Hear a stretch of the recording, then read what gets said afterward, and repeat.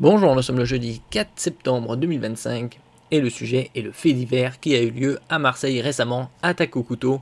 La Tunisie réclame une enquête à la France après le meurtre entre guillemets injustifié de l'auteur des faits. Quel toupet!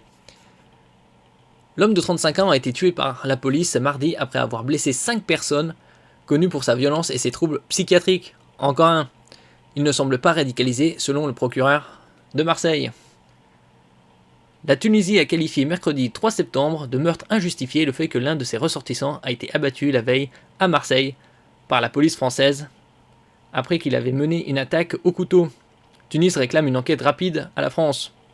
Si on peut voir les images.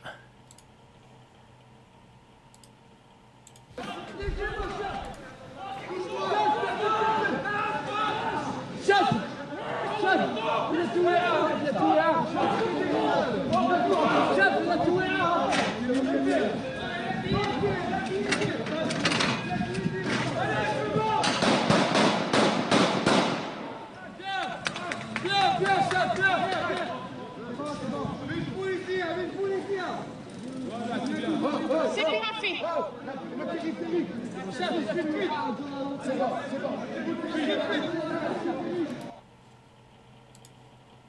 C'était expéditif.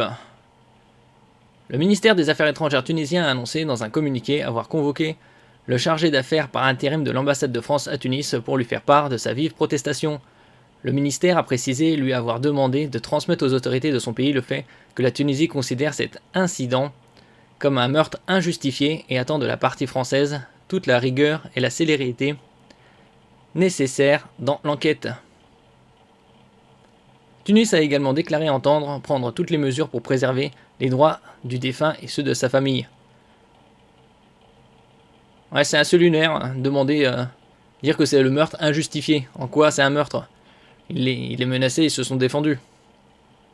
Condamné en 2023 pour violence avec arme, le ressortissant tunisien de 35 ans a été abattu par les policiers dans un quartier très fréquenté du centre de Marseille après avoir blessé au couteau 5 personnes, selon le procureur de la ville de Marseille, donc deuxième ville de France.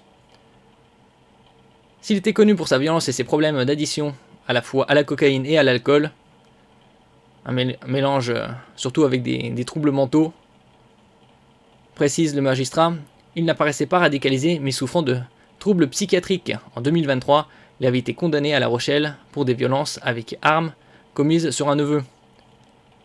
Selon les premiers éléments rapportés par le procureur, son périple criminel a commencé mardi après son expulsion d'un hôtel pour défaut de paiement.